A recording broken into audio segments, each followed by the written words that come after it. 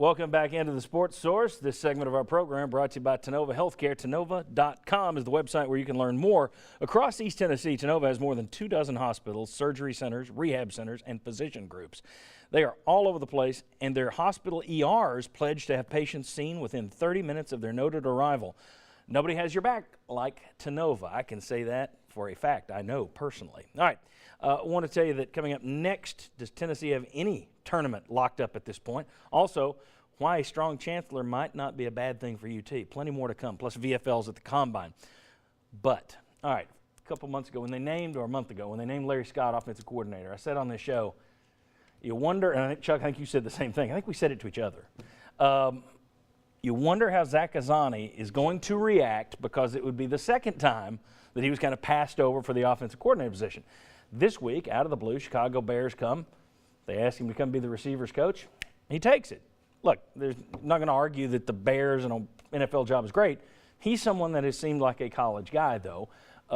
I just wonder if he'd been the offensive coordinator, I doubt he'd be jumping to the Bears right now. Let's put it that way. But and that's not the most stable position. Program, yeah, exactly. Right. But let me show you what we got as a result of him leaving. The guys in orange are people who will be in a new position from last year, okay? Offensive coordinator Larry Scott, he's moving up to coordinator. Mike Canales comes in to be your quarterback coach. You don't know who's your wide receiver coach at the moment, although most people believe it's going to be former Miami coach Kevin Beard, who was on the staff where Larry Scott was an interim down there. He's currently on Butch Davis' new staff at FIU. He was in town this weekend to interview for the job. Walt Wells is new to the position, but he's promoted from within. Brady Hoke comes in to handle the defensive line. Charlton Warren was the surprise hire out of this bunch as the DB's coach coming in from North Carolina. And then you've even got a strength and conditioning coach change in Rock Gullickson. Now, look, so far everyone's saying the right things. The transition supposedly is going well. But big year this year. Is that too much turnover? I'm going to go with no. And the reason is, I think the most important one of those jobs is your offensive coordinator, and you're bringing somebody up from within. I don't think you're going to see huge changes.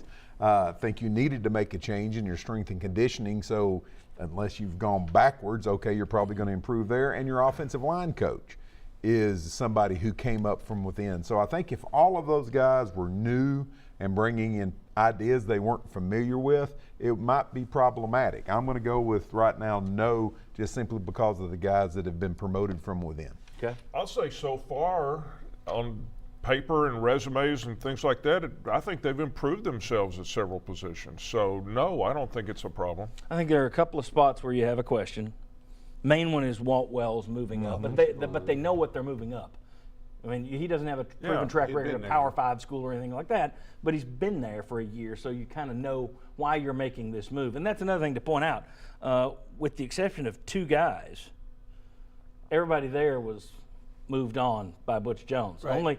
Only Azzanni and DeBoard said we're going to take off. Yeah, I think that's an important part for people to realize. You know, we talk a lot about Butch Jones. The problem I had with Butch Jones when he was hired was I thought he didn't have a good enough staff to win in the SEC. I think he's upgraded his staff each year, and I think it shows you that Butch Jones is not content with 9-4. I know he doesn't sit in front of a room, Chuck, and throw his players under a bus and woe is me, and he tries to put a positive spin on things, and people get sick of that. But I think the actions speak louder than the words, and his actions say he wants a better staff. Well, and if you look at the guys on the offensive staff, you've got some coordinators now at several positions, former coordinators, and I think that's an upgrade. I think what he had to do, he had to make some changes as far as what he was getting in the production on the recruiting front. You had to move a couple of guys, and you had to upgrade that because you cannot have another slip on recruiting at Tennessee. I'm surprised Thigpen's still on the staff for that matter with the in-state slip, speaking of that. But in a perfect world, John, if you've had a really good year, no, you're not going to have this much turnover. But if you're trying to get better, you've got to tweak some things. And that's one thing you can say about Butch Jones. I'll just close out by saying this: when the Derek Dooley, that final year when he had all the turnover, he was playing catch up. Right. Those were guys getting out of Dodge. There are some people trying to spin this as everybody's getting off the ship. It's like, no, 5 of these 7 were asked to get on a different ship or just get off the ship. So it's a little different. Butch Jones, with the exception of DeBoard, and he was preparing for that because that news came in October. He was alerted to the fact DeBoard was going to leave, and he immediately started putting Larry Scott into a position where he could grow into it. The only one really that's caught him off guard, and I don't know if it's caught him off guard, is Zach Azzanni. But that's the only one that's come at a surprise at a surprising time. Okay, when we come back, we're going to talk Tennessee basketball in terms of is any tournament left out there.